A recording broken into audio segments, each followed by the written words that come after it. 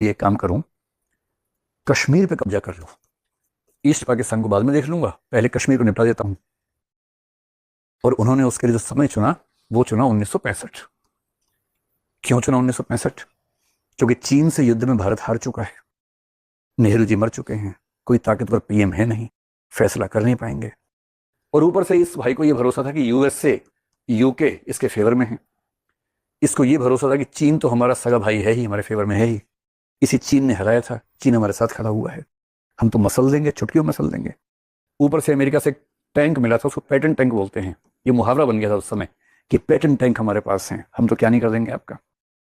फिर इन भाई साहब को एक गफलत और थी कि हम करेंगे ये कि इधर से हमला करेंगे, इधर से बहुत सारे मुस्लिम लड़ाके मुजाहिदीन को भेजेंगे कश्मीर के अंदर, वो कश्मीर की जनता को देश के खिलाफ कर देंगे, भारत के खिलाफ।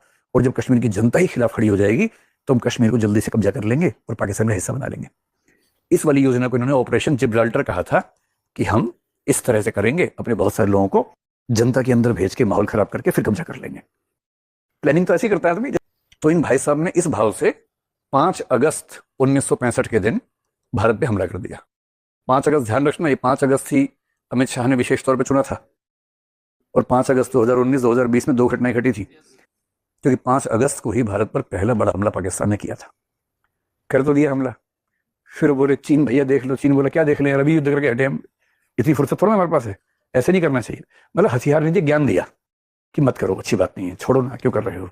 अब कोई युद्ध कर रहा हो बाकी लोग ज्ञान दें, उसको कैसा लगता है उस समय आराम लगता है, कहता हथियार दो भाई, ज्ञान मत दो।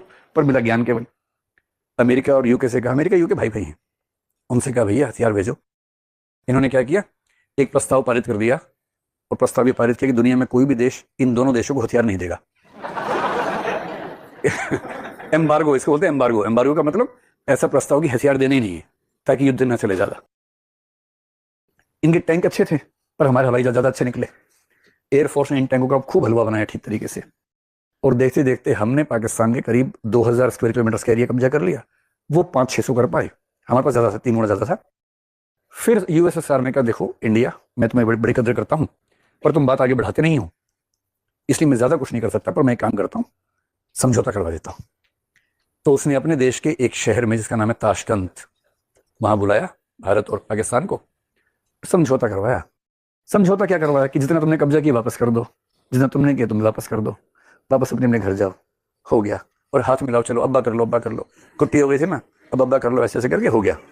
ये समझौता था, हो गया। समझौते की रात को लाल बहादुर शास्त्री की मृत्यु हो गई ताशकंद में। लोग कहते हैं कि